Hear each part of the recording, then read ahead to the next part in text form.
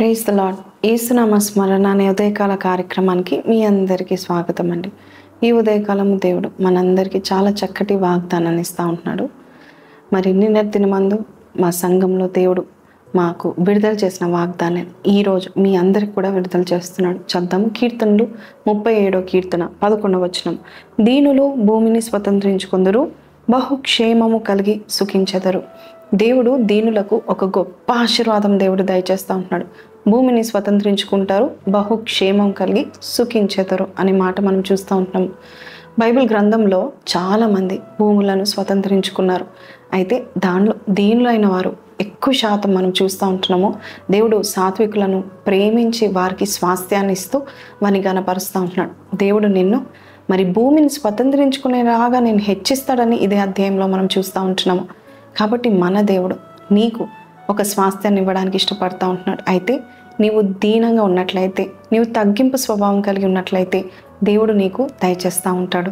మెఫీబోషెతు అనే వ్యక్తి మనందరికీ తెలుసు. సౌలు యొక్క మనవడు, యోనాతాను యొక్క కుమారుడు. అప్పుడే దావీదు రాజు అయిన తర్వాత మెఫీబోషెత్ని అడుగుతాడు, యోనాతాను యొక్క కుమారులు ఎవరైనా ఉన్నారా? సౌలు యొక్క సంతానంలో ఉన్న వారు ఎవరైనా ఉన్నారు? ముఖ్యంగా యోనాతాను కుమారులు ఉంటే నేను కృప చూపిస్తాను అన్నప్పుడు యోనాతాను యొక్క కుమారుడైన మెఫీబోషెతు దావీదు దగ్గరకు వచ్చి నేను చచ్చిన కుక్క వంటి వాడునని చెప్పడం జరిగింది. నిజం చెప్పాలంటే సౌలు యొక్క మనవడు కదా, మరి యోనాతాను యొక్క కుమారుడు కదా, దావీదు స్థానం యాక్చువల్గా మెఫీబోషెత్ది కదా. అయినా కూడా ఎంత వినయంతో దావీదుతో మాట్లాడుతున్నాడు.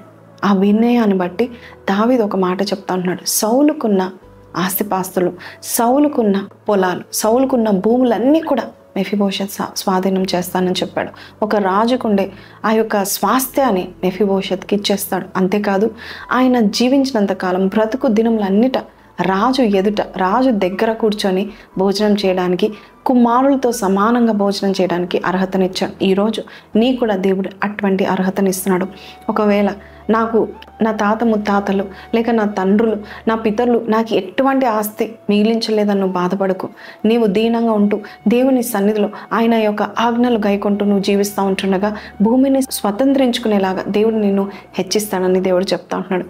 ఈరోజు నీవు దీనంగా ఉండడానికి నువ్వు ప్రయత్నం చేయడానికి ఈ రోజు నుంచి స్టార్ట్ చేయి. ఎందుకంటే రేపు నీ జీవితంలో గొప్ప కార్యాలు దేవుడు చేయనై ఉన్నాడు.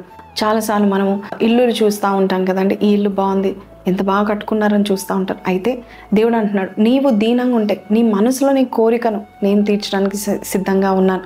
మెఫీబోషెతు అర్హత లేదు అనుకున్నాడు, పితరులు ఎవరు లేరు అనుకున్నాడు. నేను కుంటివాడిని, నాకెవరు ఆస్తిపాస్తులు ఇస్తారు, నన్ను ఎవరు చూసుకుంటారు, నేను జాబ్ కూడా చేయలేను అనుకునే సమయంలో, అర్హత లేని సమయంలో, అంచివేయబడిన సమయంలో, ఎడారిలో ఉన్న సమయంలో దేవుడు ఆయన వెతుకుంటూ వచ్చి ఆశీర్వాదాన్ని ఇచ్చిన దేవుడు ఈరోజు నిన్ను వెతుకుంటూ వచ్చి ఈ వాగ్దానాన్ని ఇస్తున్నాడు.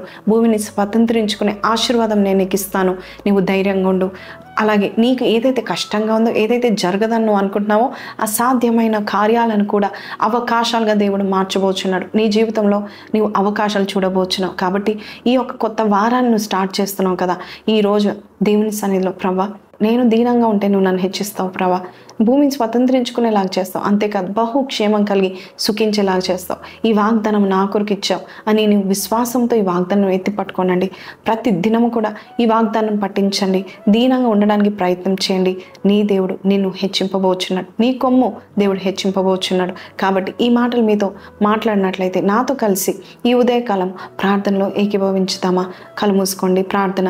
పరిశుద్ధుడా మహోన్నతుడగు తండ్రి, దీనులను నువ్వు కటాక్షించే దేవుడవు నాయన, దీనులకు భూమిని అనుగ్రహిస్తా అని చెప్పావు నాయన, స్వాస్థ్యాన్ని ఇస్తా అని చెప్పావు, సొత్తుని ఇస్తా అని చెప్పావు. నీకు వందనాలు నాయన రాజా. అయ్యా ఇదిగో ప్రభా, ఈ యొక్క ఉదయకాలంలో నాయన ప్రభా ఎవరైతే నాతో పాటు ఏకీభవిస్తున్నారో నాయన, వారికి ఏది కావాలో నీకు తెలుసు నాయన. అయ్యా తండ్రి, వారి భూములు కావాలో, చదువులు కావాలో, జ్ఞానం కావాలో, వారికి ఏది కావాలో నీకు తెలుసు నాయన. అది స్వతంత్రించుకునేలాగా అయ్యా తండ్రి యేసయ్యా నీవే వారిని అర్హులుగా చేసి వారిని నడిపిస్తావు నమ్ముచున్నాము నాయన. ఈ ఉదయకాలం వారు ఏదైతే పని సఫలం కావాలని చూస్తున్నారో, ఏ కార్యం అయితే జరగాలని చూస్తున్నారో అవన్నీ సఫలపరిచి వారిని హెచ్చిస్తావని నజరేయుడైన యేసు పరిశుద్ధ నామంలో అడిగి వేడుకొంచున్నాం తండ్రి, ఆమేన్. సో ప్రైజ్ లార్డ్ అండి. విన్నాం కదండి, ఈ వాగ్దానం నాకైతే చాలా నచ్చేసింది.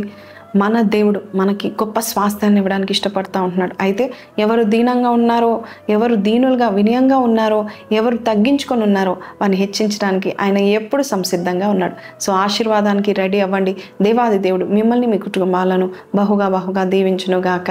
ఆమెన్. Praise the lord. ఈ యొక్క వాగ్దానాలు మీతో మాట్లాడితే కింద కమెంట్లో ఆమెన్ అని పెట్టండి. Don't forget to like, share and subscribe. God bless you. Have a blessed day ahead.